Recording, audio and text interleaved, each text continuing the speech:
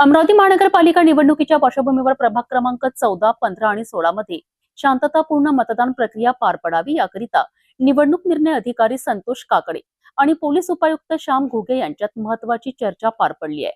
या चर्चेदरम्यान कायदा व सुव्यवस्थेचा आढावा घेत पोलीस अधिकाऱ्यांना आवश्यक त्या सूचना देण्यात आल्या। महानगरपालिका निवडणुकीच्या करिता उद्या 15 तारखेला मतदान होत असून अमरावती पोलीस आयुक्तालय यांच्या माध्यमातून कशा प्रकारचा बंदोबस्त मतदान केंद्रावर तैनात करण्यात आलेला आहे। आपल्यासोबत पोलीस उपायुक्त श्याम घुगे साहेब जाणून घेऊया काय त्यांच्या प्रतिक्रिया। अमरावती शहरात उद्या महापालिका इलेक्शन मतदान होणार आहे। त्या पार्श्वभूमीवर संपूर्ण आयुक्तालयात ईव्हीएम सोबत होमगार्ड आणि पोलीस यांचं नियोजन जे स्केल प्रमाणे त्याप्रमाणे करण्यात आलेलं आहे। 100 मीटरचा बंदोबस्त लावण्यात आलेला आहे। ज्या ठिकाणी 5 किंवा त्यापेक्षा जास्त बूथ आहेत त्या ठिकाणी 100 बंदोबस्त दिलेला आहे।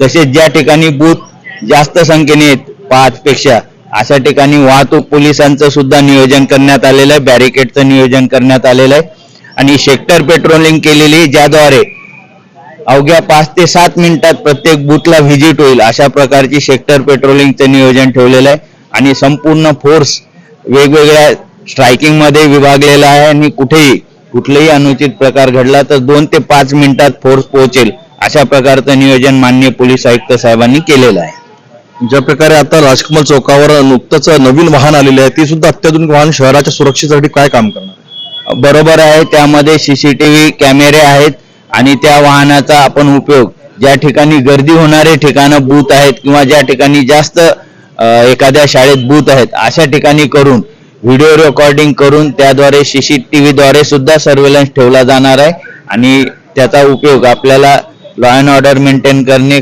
आणि मतदारांना। शेवटचा प्रश्न, जे शहरामध्ये ज्या ठिकाणी जितके केंद्र 805 मतदान केंद्रामध्ये संवेदनशील मतदान केंद्रावर काय बंदोबस्त राहणार, तिथे काय सुरक्षेचे? संवेदनशील केंद्रावर यापूर्वीच आपण अतिरिक्त बंदोबस्त दिलेला आहे आणि त्या ठिकाणी पेट्रोलिंग सेक्टर लहान करून त्या ठिकाणी 2 मिनिटाच्या आत किंवा 5 मिनिटाच्या आत अधिकारी पोहोचेल असं नियोजन केलेलं आहे। तरी काय आवाहन करणार जनतेला आव्हान आहे की आपण निर्भयपणे पुढे या आणि वोट करावा। आपला वोटचा जो अधिकार आहे तो बजवावा, 100% बजवावा हे आव्हान राहील। 2 वरिष्ठ अधिकाऱ्यांमध्ये अवघ्या 10 मिनिटात झालेल्या या चर्चेत शांतता, सुरक्षितता आणि निर्भय मतदान या मुद्द्यांवर भर देण्यात आलाय। मतदान प्रक्रियेदरम्यान कोणताही अनुचित प्रकार घडू नये याकरिता पोलीस प्रशासन सज्ज असल्याचे स्पष्ट करण्यात आले आहे।